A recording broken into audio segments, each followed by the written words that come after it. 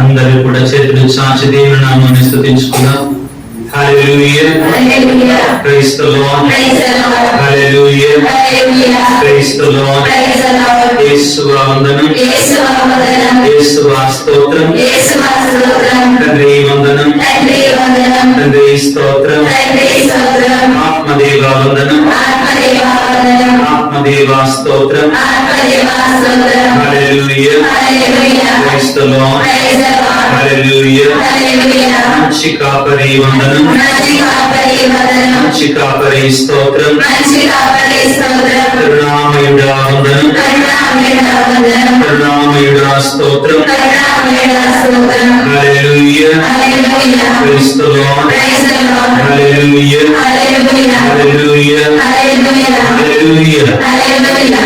క్రీస్తు నామమున యందు మిక్కిలి ప్రియ సహోదరి సహోదరులారా, కొత్త సంవత్సరాన్ని ప్రారంభించుకుంటున్నాం. మనందరిలో కూడా కొత్త ఆశలు, ఒకవైపున సంతోషం, ఆనందం. కాబట్టి మనందరం ఈ అర్ధరాత్రి సమయంలో 12 గంటల సమయంలో దేవుని సన్నిధిలోనికి వచ్చి ఇదిగో ఈ సంవత్సరాన్ని ప్రారంభించుకుంటున్నాం. కారణం ఏంటి? ఎందుకు వచ్చాము ఈ అర్ధరాత్రి సమయంలో దేవుని యొక్క సన్నిధికి? ఈ 12 గంటల నిద్రను మానుకొని ఒకే ఒక కారణం, మనం ప్రారంభించేటువంటి ఈ నూతన సంవత్సరానికి ఆ దేవుని యొక్క దీవెనలు మనకి ఉండాలి, ఆ దేవుని యొక్క ఆశీర్వాదాలు మనకి ఉండాలి. ఈ నూతన సంవత్సరంలో ఈ మొదటి గడియలు, ఈ మొదటి గంటలు, ఈ మొదటి సమయాన్ని దేవుని సన్నిధిలో మనం గడిపితే దేవుడు మనల్ని దీవిస్తాడు. ఆయన సన్నిధిలో గడిపినటువంటి ఏ సమయం కూడా వృధా కాదు, అది ఆశీర్వదించబడుతుంది, అది దీవించబడుతుంది. దేవుని సన్నిధిలో ఉన్నటువంటి ప్రజలు ధన్యులు. దేవుని సన్నిధిలో ఉన్న ప్రజలు ఎటువంటి వాడి? ధన్యులు. ఒకసారి మనం కీర్తన గ్రంథం 84వ కీర్తన గ్రంథం 84వ కీర్తన 4వ వచనాన్ని శ్రద్ధగా చదవడానికి ప్రయత్నం చేద్దాం. నీ మందిరమును వసించుచు ఎల్లవేళలా నిన్ను స్తుతించువారు ధన్యులు. Hallelujah, praise the Lord, praise the Lord. మనం అందరిని అడుగుతున్నాం, మీరు ధన్యులేనా? మీరు ధన్యులేనా? కొంతమందిలో కొద్దిగా డౌట్ ఉంది, కొంతమంది బలంగా చెప్తున్నారు. మీరు ధన్యులా కాదా? సంతోషంగా చెప్పాలి. ఎందుకని? మన ఆస్తిని బట్టి కాదండి, మన అంతస్తుని బట్టి కాదండి, మన పేరు ప్రఖ్యాతులను బట్టి కాదండి. మనం ఎందుకు ధన్యులం అవుతామంటే మనం దేవుని యొక్క సన్నిధిలో ఉన్నాము కాబట్టి, దేవుని యొక్క సన్నిధికి వచ్చాము కాబట్టి. క్రీస్తు నామమున యందు మిక్కిలి ప్రియ సహోదరి సహోదరులారా, నూతన సంవత్సరాన్ని ప్రారంభిస్తుండగా మనందరం వాడు గుర్తుంచుకోవాలి. ఏమిటి అంటే, దేవుని యొక్క దీవెనలు లేకుండా, దేవుని యొక్క ఆశీర్వాదాలు లేకుండా, దేవుని యొక్క తోడ్పాటు నడిపింపు లేకుండా మనం ఏది కూడా సాధించలేము. మీరు ఒక 15 సంవత్సరాల క్రితం కొద్దిగా అనుభవం ఉన్నటువంటి వాళ్ళైతే నోకియా అనే ఫోన్లు కంపెనీ ఉంటాయి, తెలుసండి? పెద్దవాళ్ళకి నోకియా. ఇప్పుడు కనపడుతున్నాయి, ఎట్టి చెప్పండి, కనపడతాయి. తెలియనటువంటి వాళ్ళకి చెప్తాను వినండి. 2000 సంవత్సరం 1998 జాగ్రత్తగా ఆలోచించుకుంటారు. 2004, 2006, 2010 వరకు, ఆ తర్వాత కూడా నోకియా చాలా పెద్ద కంపెనీ. ఫోన్లు మార్కెట్ లోనంట సుమారుగా 65% ఫోన్లు నోకియా కంపెనీలేనంటండి. కొన్ని వేల కోట్ల రూపాయల బిజినెస్,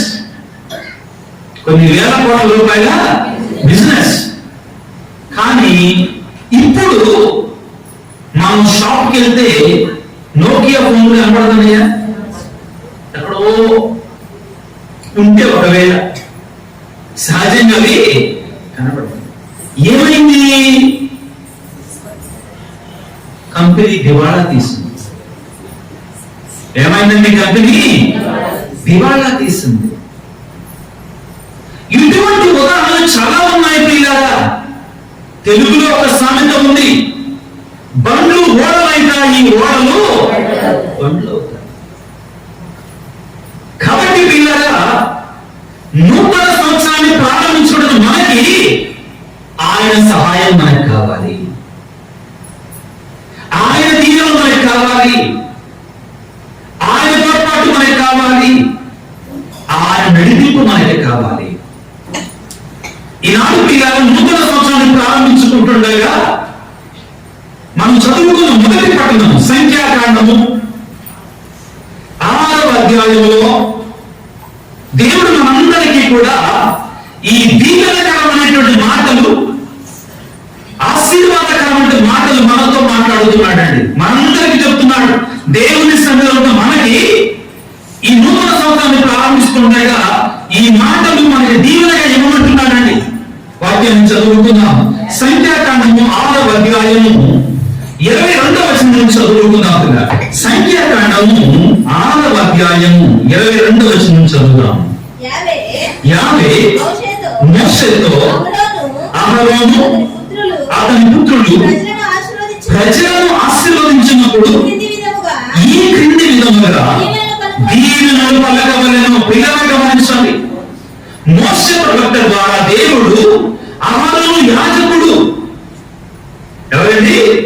ఒక గురువు, అభిషిక్తుడు. వారు అభిషిక్తుడు ప్రజలను దీవించేటప్పుడు ఈ విధంగా దీవించాలి. ఎలాగట చదువుకుందాం. యావే దేవుడు నిన్ను దీవించుగాక. ఏం చేయాలంటే, ఏమని చెప్పాలంటే, యావే దేవుడు నిన్ను దీవించుగాక. ఈ నూతన సంవత్సరం రోజున పిల్లారా ఈ వాక్యాన్ని మనం చదువుకుంటున్నాం. దాని అర్థం ఏంటంటే, ఈ రోజున గురువులు తన ప్రజలపై, దేవుని యొక్క ప్రజలపై ఈ ఆశీర్వచనాలు పలకాలి. దేవుడు గురువుల ద్వారా తన ప్రజలను దీవిస్తూ ఉన్నాడు పిల్లరా. దేవుడు తన ప్రజలను ఆశీర్వదిస్తున్నాడు పిల్లరా. ఈ నూతన సంవత్సరాన్ని ప్రారంభిస్తుండగా ఈ దీవెనకరమైనటువంటి, ఈ ఆశీర్వాదకరమైనటువంటి దీవెనను నీ మీదకి, ఇక్కడ ఉన్న ప్రజలందరి మీదకి దిగిరావాలని దేవుడు కోరుకుంటున్నాడు. ఏమని దీవించాలి? యావే దేవుడు నిన్ను దీవించునుగాక. యావే దేవుడు తన ముఖకాంతిని నీపై ప్రకాశింపచేసి నిన్ను కరుణించునుగాక. ఎంత చక్కటి దీవెనండి, ఇంత చక్కటి ఆశీర్వాదాలు పిల్లలు. యావే నిన్ను కృపతో చూచి నీకు సమాధానం వసగునుగాక. ఇది దీవెనలు పిల్లరా ఈ నూతన సంవత్సర ప్రారంభంలో మీ పైకి. ఇప్పుడు నేను ఒక్కొక్క మాట పలికినప్పుడు నిరంతర భక్తితో ఆమెను గట్టిగా చెప్పండి పిల్లరా. యావే నిన్ను దీవించునుగాక. యావే తన ముఖకాంతిని నీపై ప్రకాశింపచేసి నిన్ను కరుణించునుగాక. యావే నిన్ను కృపతో చూచి నీకు సమాధానం వసగునుగాక. మరొకసారి ఇట్లా అర్థవంతంగా భక్తితో బలంగా ఆమె అని చెప్పడానికి ప్రయత్నం చేయండి. యావే నిన్ను దీవించునుగాక. యావే నిన్ను కాపాడునుగాక. యావే తన ముఖకాంతిని నీపై ప్రకాశింపజేసునుగాక. యావే నిన్ను కరుణించునుగాక. యావే నిన్ను కృపతో చూచునుగాక. యావే నీకు సమాధానం వసగునుగాక. హల్లెలూయా, ప్రైజ్ ది లార్డ్, హల్లెలూయా, హల్లెలూయా, హల్లెలూయా. ప్రభునందు ప్రియులారా, ఇప్పుడు మనం చదువుకున్న నూతన సంవత్సర దీవెనలలో మొట్టమొదటిది ఏమిటి అంటే, యావే నిన్ను దీవించి కాపాడునుగాక. ఈ దీవెన గురించి ధ్యానం చేసుకున్నాం. ఈ ఒక్క దీవెన గురించి ధ్యానం చేసుకుందాం. ఏమిటి? దేవుడు నిన్ను దీవించి కాపాడునుగాక. ప్రియులకు దేవుని బిడ్డలాగా నూతన సంవత్సరాన్ని ప్రారంభించుకుంటుండగా నిన్ను నన్ను ప్రేమిస్తున్నటువంటి ఆ దేవుడు, నిన్ను నన్ను సృష్టించినటువంటి ఆ దేవుడు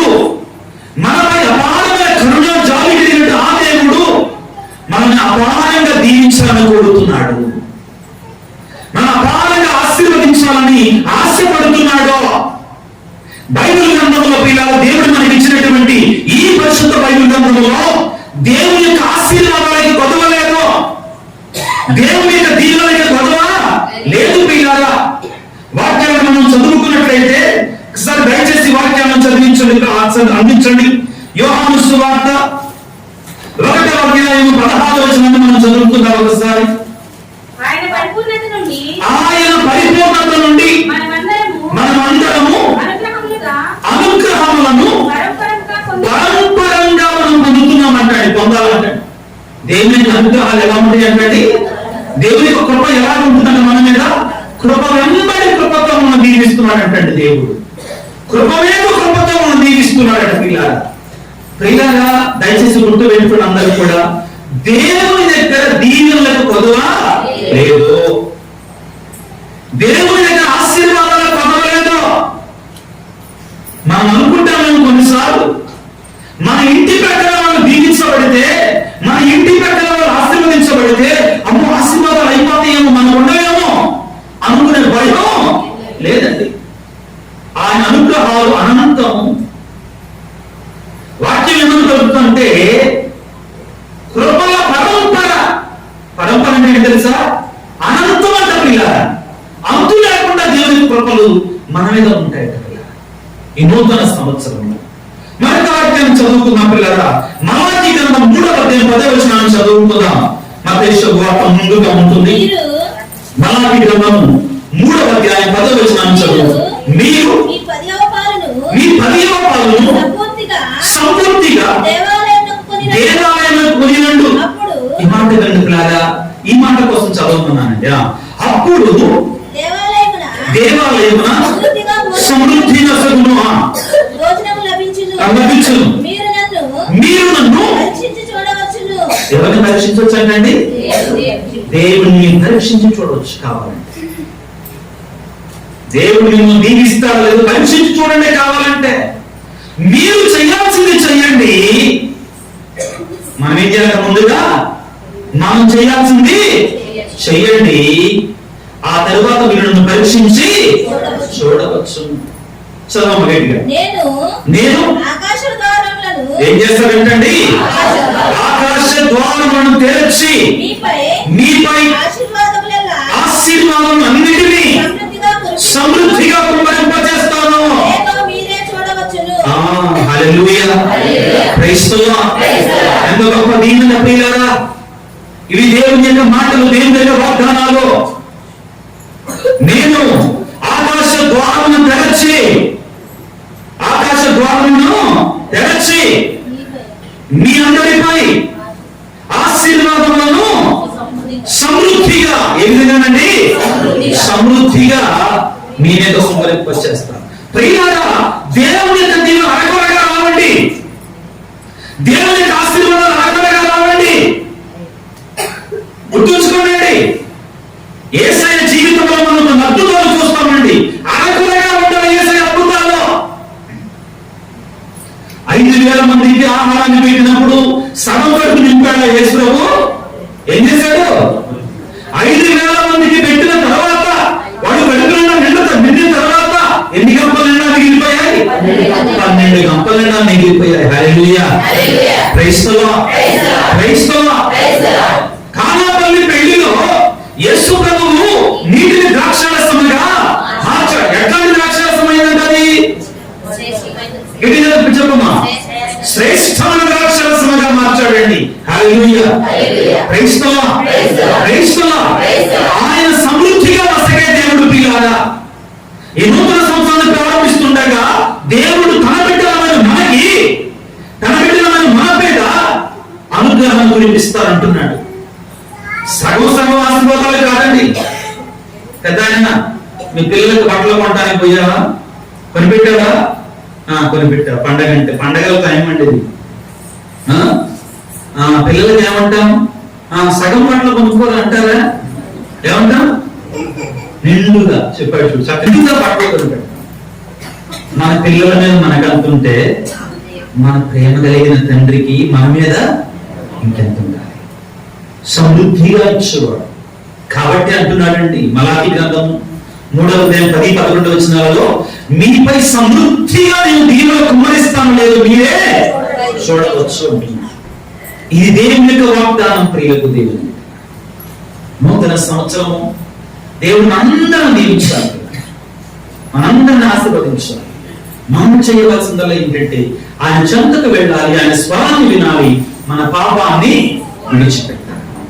ఈ పండుగ రోజున మనం ప్రియులారా మనకు తోడుగా ఉండడానికి మరియ తల్లిని మనకు తోడుగా ఇస్తున్నారు. ప్రియులారా ఆ తల్లి నిత్య సహాయ మాత, ఆ తల్లి నిత్య సహాయ మాత. అలనాడు ఎలిజబెత్ గర్భిణీగా ఉండి సహాయం కొరకు ఎదురు చూస్తుంటే మరియ తల్లి పరుగు పరుగున వెళ్ళి ఆమెకు సహాయము చేస్తుంది. కానాపల్లి పెళ్లిలో కొలత ఏర్పడినప్పుడు మరియమాత అక్కడ ఉండి వారి కొలతను తీర్చింది. ఈ సంవత్సరం అంతా కూడా పిల్లారా మన మరియ తల్లిని మనతో, మన కుటుంబంలో, మన జీవితాల్లో ఉంచుకుందాం.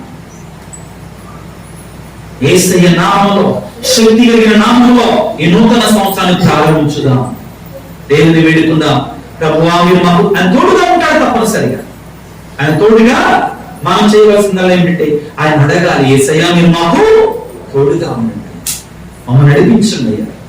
ప్రియులకు దేవుని బిడ్డలారా ఈనాడు ఆ దేవుని వేడుకుందాం. ఏ దేవుడైతే మనతో ఇదిగో నేను దీవిస్తాను, నువ్వు కాపాడతాను, నా కాంతిని మీపై ప్రకాశింపచేస్తాను, మేము కృపతో చూస్తాను, మీకు శాంతిని సమాధానిస్తాను పలికాడు ఆ దేవాది దేవుడు మనకి తన యొక్క నిజమైన శాంతిని సమాధానాన్ని ఈ సంవత్సరం అంతా కూడా సమృద్ధిగా మనకి ప్రసాదించమని అందరం తల నుంచి చిన్న ప్రార్థన చేసుకున్నాం.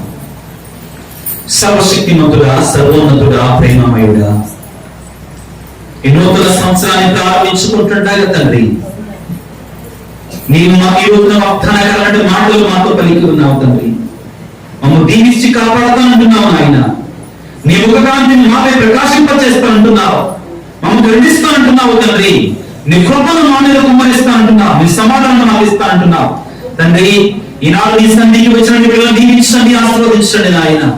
వారి కుటుంబాన్ని దీవించండి నాయన, వారి బిడ్డలను దీవించండి, వారి సంస్థాన్ని దీవించండి. ఈ నూతన సంవత్సరాన్ని ప్రారంభిస్తుంటే ప్రభువా నీ పరలోకపు కిటికలను, నీ పరలోకపు ద్వారం తెరిచిన ఆయన నీ శ్రేష్టమైన దీవెన ప్రభువా నీ బిడ్డలందరి మీద కుమ్మరింపచేసి వారిని కాచి కాపాడి సంరక్షించమని వేడుకొనిచున్నాం. ప్రభువా నువ్వు పలుకుతున్నావు నాయన, ద్వితీయోపదేశ కాలంలో పలుకుతున్నావు. సంవత్సర ప్రారంభం నుండి సంవత్సరాంతం వరకు కూడా నా దీవెనలు నీకు తోడుగా ఉంటాయి అని పలుకుతున్నావు ప్రభువా. గడిచిన దినముల కంటే నూతన దినములు ఎక్కువగా నా దీవెనలు మీకు తోడుగా ఉంటాయని పలికావు ప్రభువా. అటువంటి దీవెన ప్రభు అందరికీ కుమ్మరింపచేయండి తండ్రి. నీ ప్రేమ, నీ కరుణ మా మీద ఎంతో అమితమైనటువంటిది. మేము మీ బిడ్డలము నాయన, మీకు ఇష్టమైన బిడ్డలం ప్రభువా.